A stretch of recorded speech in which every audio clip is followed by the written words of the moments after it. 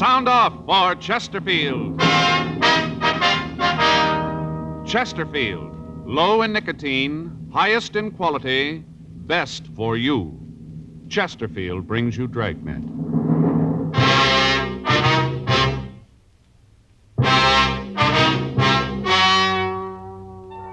Ladies and gentlemen, the story you're about to hear is true. The names have been changed to protect the innocent.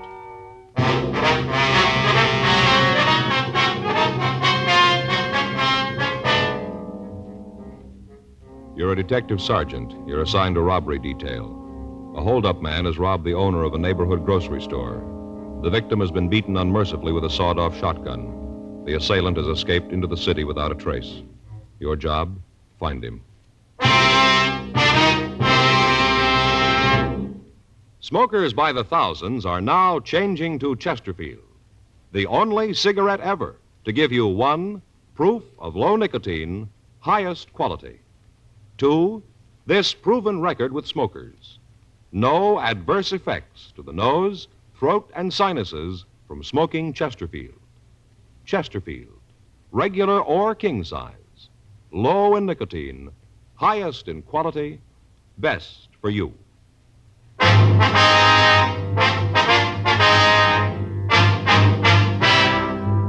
Dragnet, the documented drama of an actual crime.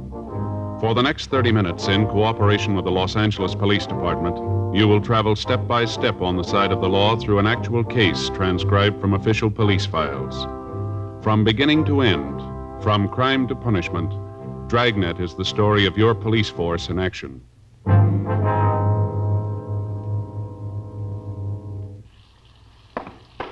It was Wednesday, February 18th. It was raining in Los Angeles. We were working the day watch out of robbery detail. My partner's Frank Smith. The boss is Chief of Detectives Thad Brown. My name's Friday. The office had called me at 3:46 a.m., and by the time I got dressed and out in front of my apartment, it was 3:59 a.m. Frank was there waiting to pick me up.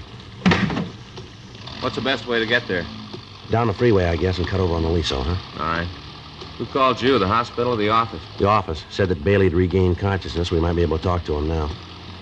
The rain's going to slow us down. Well, I better use the light and siren, Frank. We may not have much time. Huh? The way the skipper put it to me on the phone. Yeah? They still don't know if Bailey's going to live.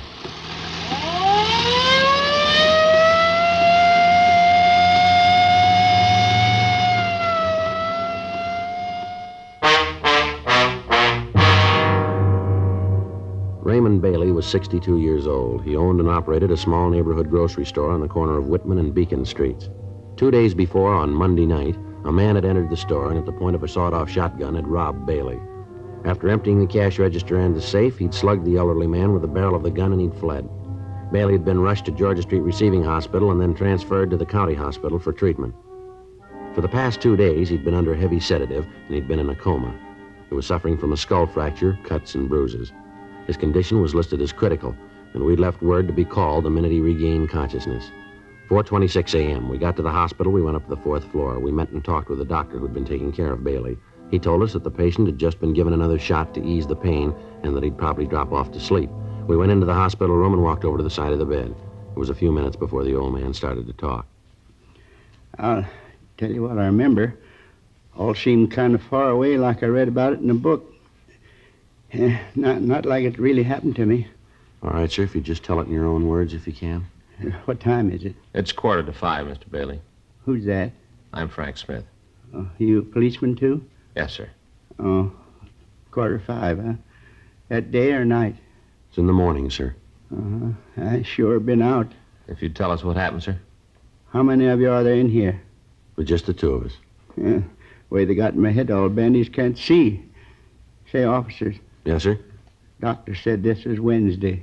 Is that true? Yes, sir, that's right. Wednesday the 18th. I can't figure where the time's gone. It can't be Wednesday. Why do you have to agree with him? Why don't you tell me for true? Well, sir, you've been asleep for a couple of days. Really? Yes, sir. Been pretty sick, huh? That's what they tell us. Mm-hmm. Seems like every time I turn around and give me another shot. Takes the pain away, but makes everything seem so far away, like nothing was really happening to me. Yes, sir, we understand. Think you could go on with the story? Oh, yeah. This fella came in Monday night. It was raining. Wasn't much business. I was figuring on closing when he came in. took one of the carts and started to pick up stuff off the counter. Yes, sir. Well, the fellow picked up a lot of stuff. Had a shopping bag with him, hung it on the cart. I figured that I'd have to check the bag when he got the check stand. We had a lot of shoplifting lately. I see. Well, after he looked the store over, he came up to the check stand. I checked out the stuff he had. Came to over $5. Oh, picked out all kinds of things, most of them imported. I see. These were all groceries, were they? Yes, I had the stuff, and it come to a little over $5. Oh, I got exactly how much. A little over $5. All right, sir. After I got everything all totaled up, well, I asked him if I could put it in a shopping bag for him. I didn't want to come right out and ask to see in it. After all, he might have just moved in the neighborhood, and I haven't got that many regulars that I can insult him. Yes, sir. That's when he pulled the gun. Pulled it right out of the shopping bag. Now, you saw that it was a shotgun, did you? Yes, sir. Barrel was short. I guess it'd been sawed off. Mm-hmm. He pointed at me and told me to give him the money in the cash register. All right, sir. And then he told me to lay down on the floor and stay there for 5 minutes and not to move. Mm-hmm. I was going to do it. I wasn't going to give him any trouble. Money doesn't mean that much to me. You get to be my age, 62, and it's more important that you're alive than how much money you got. Yes, sir. A lot more important. Yes, sir. Well, I was just going to do like you said when Mrs. Colton came in the store. She's one of my regular customers, you know. I see. She saw the fellow with the gun, and she let out a scream. I tried to tell her to keep quiet, but before I could say much of anything, the fellow turned around and hit me with a gun. Oh, I say, hit me just about as hard as he could. I kind of remember the sirens coming, but after that it's kind of hazy, like it didn't really happen to me, like I read about it. I see, sir. Now, can you tell us what the man looked like? Yeah, I guess I can. A bit before I do, though, Yes, sir. would you tell me what time it really is? Well, right now it's 4:50, Mr. Bailey. 4:50 a.m. Wednesday morning? Yes, sir, that's right. I don't think it's very nice, you fellas, to play a joke like this on an old man. Seems like you could be honest. If I had my watch, I could tell myself. Well, we're telling you the truth about the time, Mr. Bailey. It's 4:50. All right, then you have your little joke, but I don't think it's funny at all. Now, sir, can you tell us how old the man was? About 24, 26. I see. How tall was he? Tall as me. I can remember because I could look right over straight at him. That'd make him 5'8". Yeah, right about that. Was he heavy or slight? I couldn't tell too well. He had a big overcoat on. How about his coloring, his complexion? Oh, he's dark complected, had dark eyes. Do you remember what the color of his hair was? Well, I could just see at the temples. It was black. Yeah. He had this hat on and the hat pulled down. Uh-huh. Was he clean shaven? Yes, he was. I'm sorry to have to ask you all these questions, but we have to get to the bottom of this. Did he have any marks or scars? Yes, sir. He had a little mole on the side of his nose. Just a small little one. On which side of his nose, would you remember? Well, when he was facing me, it was on the left, so that'd be on his right. Yeah, that's right, on the right side. I hope we're not tiring you too much, but was there anything different about the way he talked? An accent, something like that? No. Say, how about the things he picked up? You get any fingerprints from him? No, sir. He must have taken all the groceries with him. Would you know the man if you saw him again, Mr. Bailey? You just bet I would. I'd remember that face till my dying day. I won't ever forget it. Think you've ever seen this man before? No, sir, never did. Would you know if he drove a car? Well, I don't think so. He was so wet when he come in. He must have walked a ways.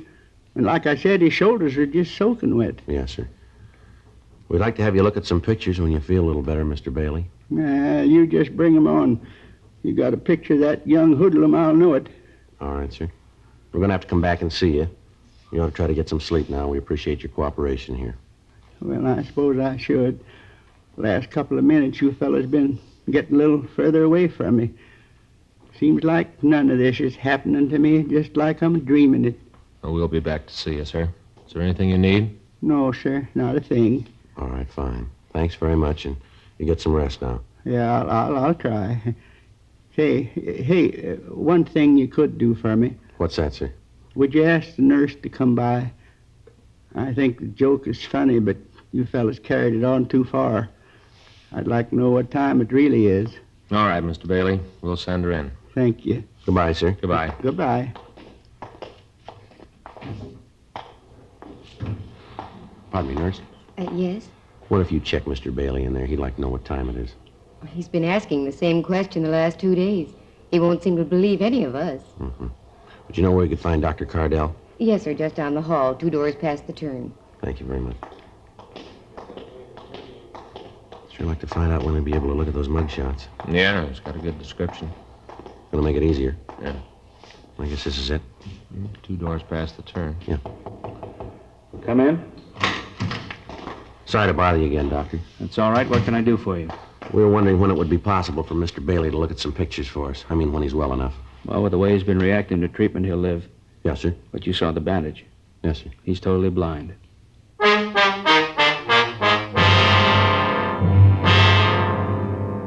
5:10 a.m. We got to the city hall. We got out a supplementary broadcast and an APB carrying the description of the suspect. We asked the stats office to make a run for us on the information the victim of the holdup had given us. They said they'd be able to give us a list of possibles by 10:30 that morning. We checked through the oddity file to see if there might be something in the records on the small mole on the suspect's nose. There were several cards turned over to us, but none of them matched the rest of the description that we had. 6:30 a.m. We went across the street, we had breakfast, and then we came back to the office and put in a call to the hospital to check on Bailey. The doctor told us that he was sleeping comfortably and he appeared to be past the critical point. For the next hour, Frank and I checked through the mug books to see if there were any recent parolees who matched the description that we had. We came up with nothing that would help us in getting an identification of the suspect. The woman customer of the store mentioned by Bailey in his report of the crime had been questioned thoroughly, but she was unable to give us any additional information on the holdup man. She was unable to give us a concrete description of the thief. She'd been shown the mug books, but after looking at them, she stated that she was more confused than she had been before seeing them. She also told us about the suspect's black overcoat. She said that while the shoulders looked quite wet from the rain, the rest of the garment appeared to be dry. 10:30 a.m., we got the results of the run from the stats office. There were 17 names on the list. All men matched the description of the suspect and had at one time or another used the same M.O. used in holding up Bailey. It took us 2 days to check them out, and at the end of 48 hours, we were no nearer apprehending the thief than we had been before. 7:58 a.m. Saturday morning. I checked in for work. Hi, Joe. Morning, Frank. It's one of the best investments I ever made. Huh? This trench coat sure gave me a lot of wear. Well, if you only used it this week, you'd gotten your money's worth. Yeah.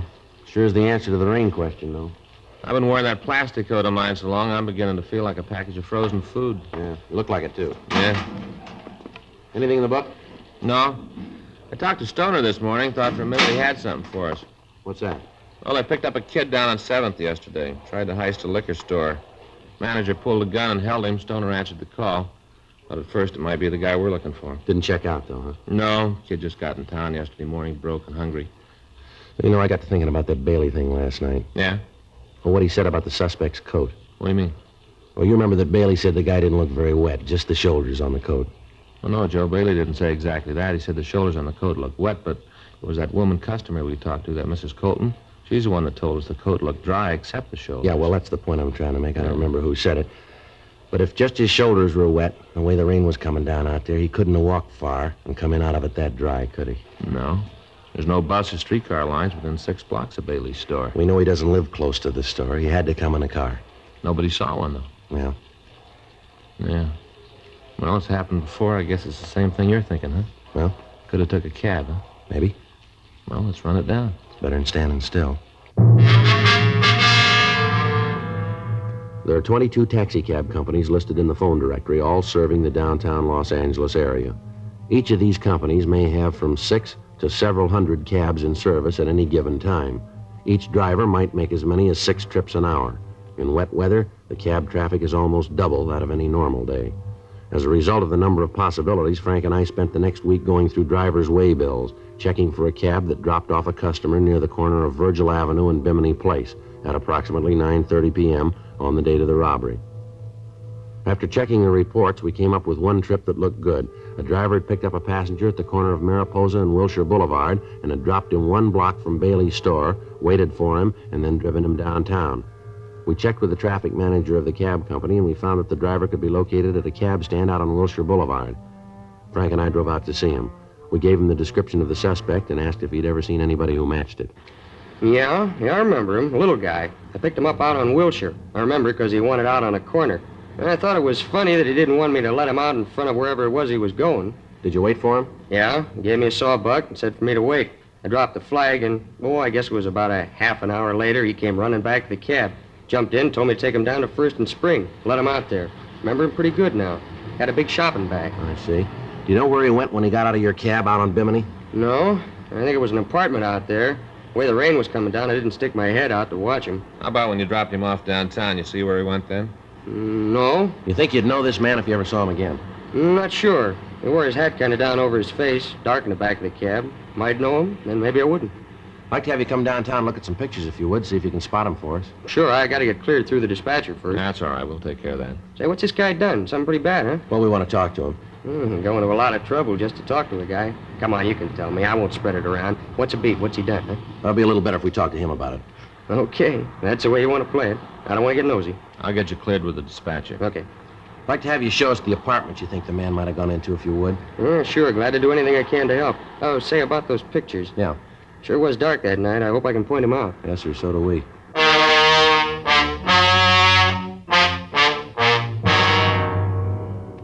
We took the cab driver downtown, and he went through the mug books, but he was unable to come up with an identification. The neighborhoods where he'd picked up the suspect and where he'd dropped him off were checked. None of the people in the vicinity could tell us anything. The usual channels of information were checked, but they yielded no new information. It had been 10 days since the holdup, and we were no nearer to finding the suspect than we'd been the day after the robbery. Another week passed without results. The thief had dropped from sight. We still had no idea where he was. On Tuesday, March 10th, we got the answer. Hot shot, I'll get it.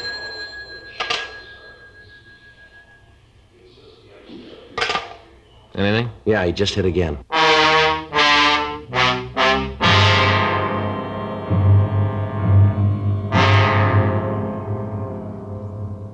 The description in the M.O. the thief had used was the same as he'd employed in holding up Bailey. During the following 3 days, he hit 3 more times. Each time he got away without a trace.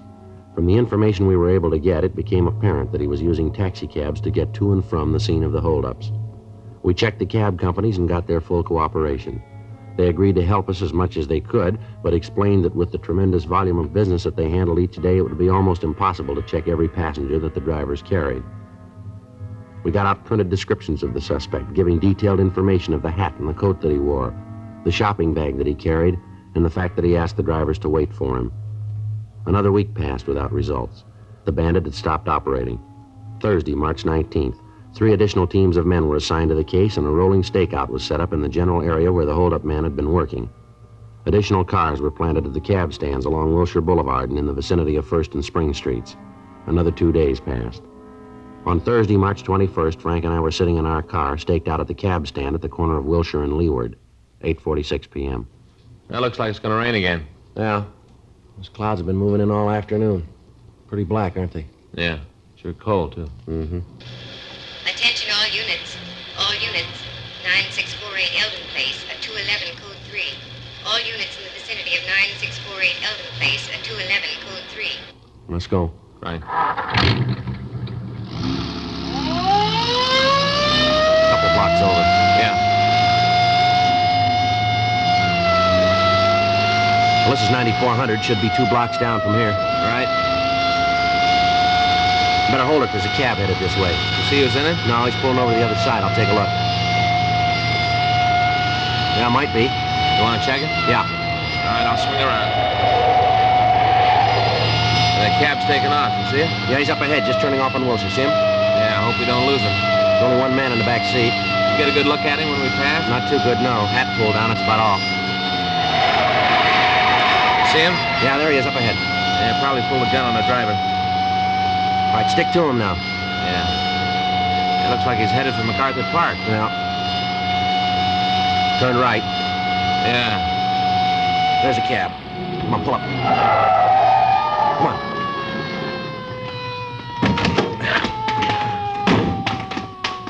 I couldn't stop. He said he'd kill me if I did. He had the gun pointed right at me. You see where he went? Yeah, he ran over there in the park. Good, I'll check it. I didn't know what it was all about. He said if I didn't keep driving, he'd kill me. It's all right, you stay here. I'll be right back. Yeah, sure.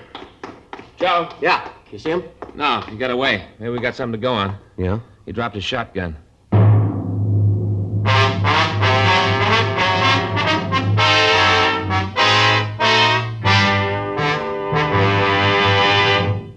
You are listening to Dragnet, the authentic story of your police force in action.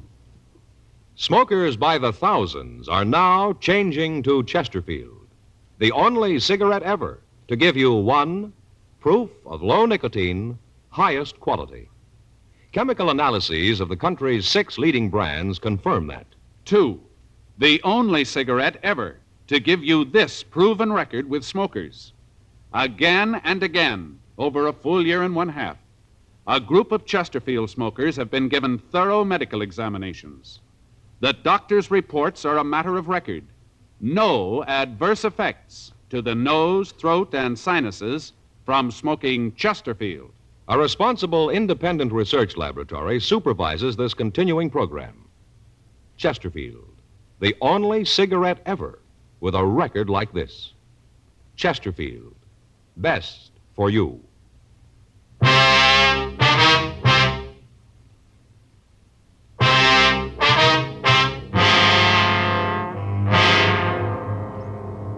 A blockade of MacArthur Park was ordered. The surrounding streets were checked, but apparently the suspect had made good his escape.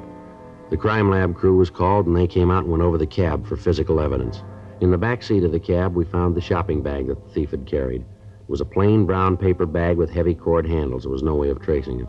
In the bottom of the bag, under several cans of food, there was a sales slip with a penciled notation.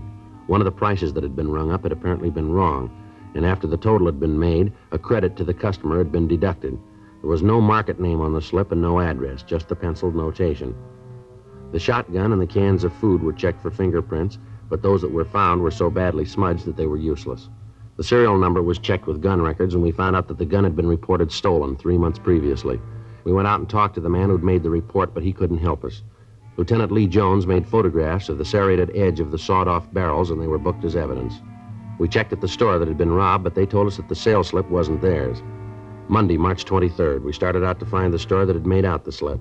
We checked all of the smaller grocery stores in the area where most of the cabs had been picked up. It took us the better part of 3 days. On Wednesday afternoon, we stopped at a small delicatessen at the corner of 3rd and Leeward Streets.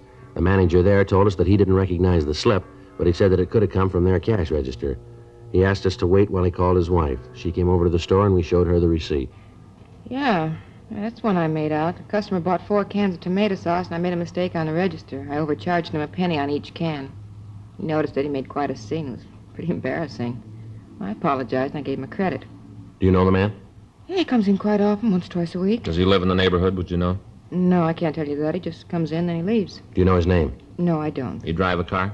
I've never seen him in a car. Usually walks in, gets what he wants, and then walks out. Do you ever come in with anybody else? No, he's always alone. And you don't know if he lives around here, huh? Well, I told you no. What's he done? What's this all about? We want to talk to him, ma'am. When do you think he'll be back? Well, let's say this is Thursday. Might be in this evening, maybe tomorrow. What times do you usually come in? Mostly in the late afternoon or early evening. Is there something I can do? Do you have a message I could give him? No, ma'am. We'll give it to him.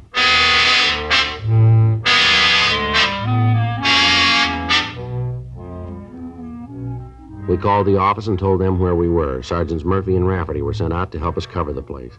They'd stopped by the business office and brought out 2 shotguns for us. Frank and I checked the small store for someplace to stake out. The only place we could find where we could keep the entire store under observation and yet not be seen ourselves was on top of one of the large refrigerators that held frozen foods and dairy products. Murphy and Rafferty took up their positions outside of the store, and we waited. At 5:30, it started to rain again. There was no sign of the suspect. 7 p.m., 8 p.m., still no sign of him, and the rain got heavier. 8:30, 9 p.m. Oh, every time this thing switches on, it feels like the dentist is working on the teeth. Sure not much room up here. Don't shove me off. Yeah, there just isn't one. What's that? Well, there just isn't any way a man can lay on top of an icebox and be comfortable. Yeah. Evening. Yeah. Glad to see you back. Huh? I thought you might be mad about me overcharging you the other day. Looking for anything special tonight? No, just a couple of can things. I can get them. Sure is raining. Yeah. Looks good. Yeah. Let's wait till he comes over this way. You can jump him then, huh? Right.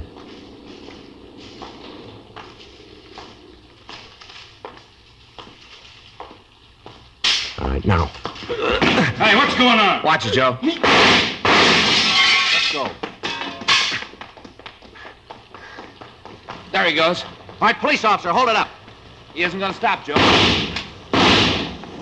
You see Murph and Rafferty? Yeah, they're across the street.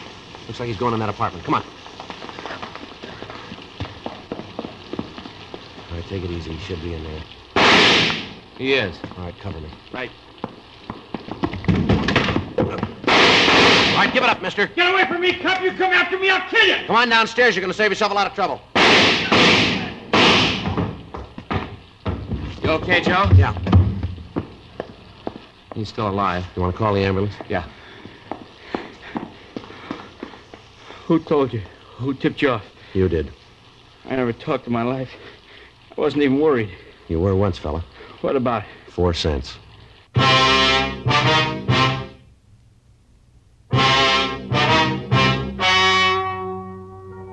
The story you have just heard is true. The names were changed to protect the innocent. On July 16th, trial was held in Department 96, Superior Court of the State of California, in and for the County of Los Angeles. In a moment, the results of that trial. Now, here is our star, Jack Webb. Thank you, George Fenneman. I only need 7 seconds to tell you why you should be smoking Chesterfields. Chesterfield is low in nicotine, highest in quality, best for you. I'd like you to try them. Regular or king size? Chesterfield.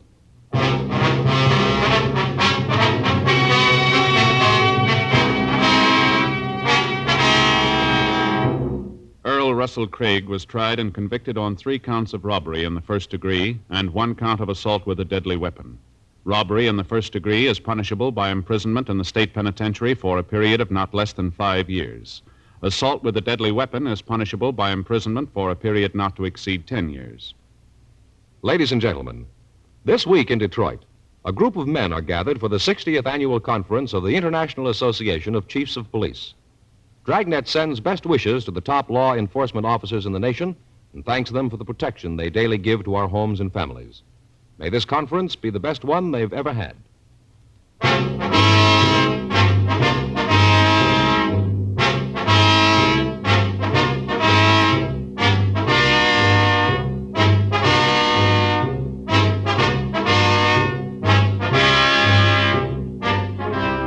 You have just heard Dragnet, a series of authentic cases from official files. Technical advice comes from the Office of Chief of Police W.H. Parker, Los Angeles Police Department. Technical advisors, Captain Jack Donahoe, Sergeant Marty Wynn, Sergeant Vance Brasher. Heard tonight were Ben Alexander, Ralph Moody, Lillian Baeff, Jack Crucian. Script by John Robinson. Music by Walter Schumann. Hal Gibney speaking. Watch an entirely new Dragnet case history each week on your local NBC television station. Please check your newspaper for the day and time. Chesterfield has brought you Dragnet, transcribed from Los Angeles. Have you tried new cork-tipped Fatima? It's the smooth smoke. Here's why. New Fatima tips of perfect cork, king size for longer filtering, and Fatima quality for a much better flavor and aroma. Remember, Fatima has the tip for your lips. Try new Fatima. See how smooth it is. Fatima is made by the makers of Chesterfield, Liggett and Myers, one of tobacco's most respected names.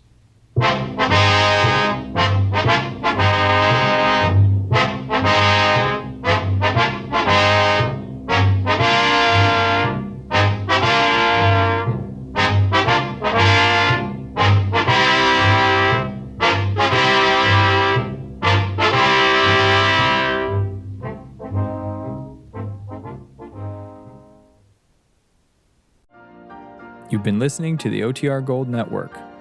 Find more classic radio at otrgold.com.